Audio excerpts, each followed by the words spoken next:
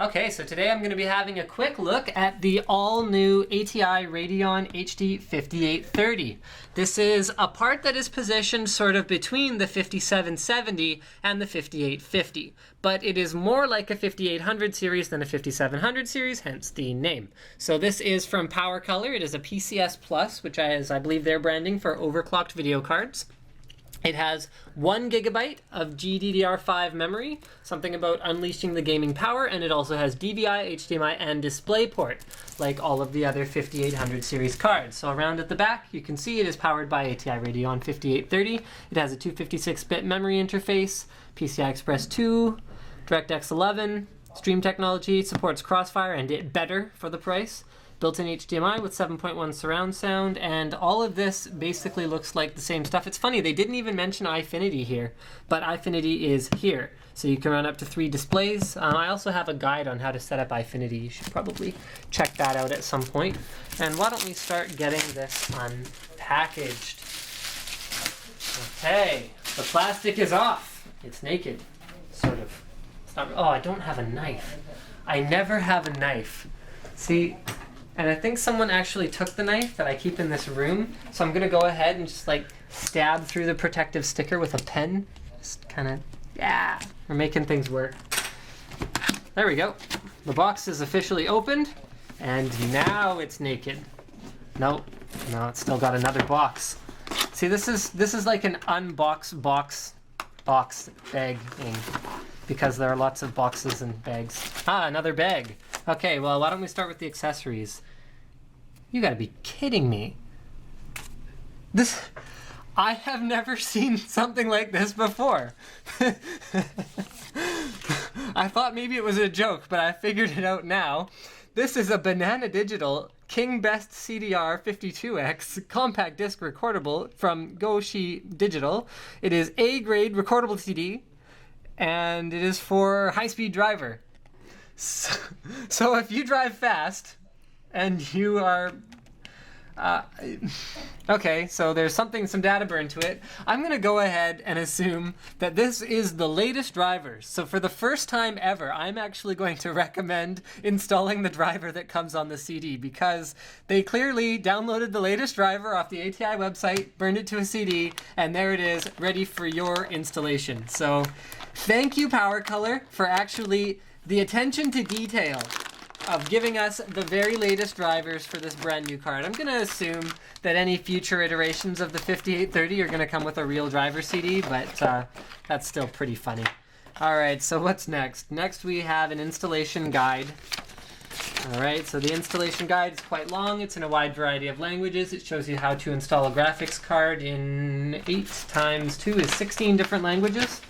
And I'm going to go ahead and close that right back up while the cameraman tries to look at it. Oh, hey, I actually folded it out to the English side. Check that out. So they have a 5750 there for their demo. Okay. Next, in terms of accessories, we have a part of the box that I can't figure out how to open. Oh, it's actually like sealed in there. Okay. And in here we have a Crossfire bridge and a DVI to VGA adapter. Okay, so not a whole lot going on in there. Let's just put that back. Okay, let's have a look at the card itself. This is the exciting part. Now, something to note about 5830 cards is that there is no reference cooler design. In fact, there is no reference design. So what a reference design is it's a standardized PCB and a standardized heatsink that ATI says, okay, this is what we recommend that you use. And most launch cards are actually like 99% of the time based on a reference design. But ATI doesn't have a reference 5830, so the board partners were left to come up with whatever they want. In this case, Powercolor has put together a very attractive looking card. It looks like a 92mm fan with 1, 2, 3, count them, 4 heat pipes coming out the top to spread the heat evenly throughout this fin arrangement, which we can actually see more clearly from this side. So check that out. So you got 4 heat pipes going across the core of the GPU, and then they come out here, here, here, and here for really good cooling. That's actually kind of a neat shot. You can see the structure of the heatsink there if you look down at it from that angle. So this is a PCI Express 16X card. All right, you got enough angles there. Oh, I like this too. Check this out. Okay, Most cards for the 5800 series have the VRM, or the voltage regulator module cooling, integrated into the same metal chunk that cools the RAM as well as the GPU. But you can see we've got a separate heatsink here, and I actually prefer that method because VRMs, they get hot, but they don't actually produce a lot of heat. So as long as you've got some incidental airflow and a nice, well secured, you can see they've got actually 3 pegs through this thing to make sure it stays nice and well attached, heatsink, you can actually remove more heat that way. Can you see that pretty good? Awesome. 2 PCI Express 16X connectors, and I don't like this. This is quite a long card actually, and you can see that these are coming out this side, so that means you have to account for an additional, like, you know, couple centimeters out the back of the card to make sure that it can fit in your case. I mean, as long as you've got a pretty good performance case that's nice and long, then you should be all right. Okay, RAM. So it has 1 gig of RAM, and you can see the RAM is actually not directly cooled, but it's all positioned underneath that 92mm fan, so I wouldn't worry about that getting hot at all. At the top of the card, we find 2 crossfire fingers. Okay, remember when you're running 2 cards, it's actually, you can see better performance if you just use 1 crossfire bridge. And then at the back of the card, there's not a whole lot to talk about. The whole heatsink assembly is held on by 4 screws. Okay, 4 screws.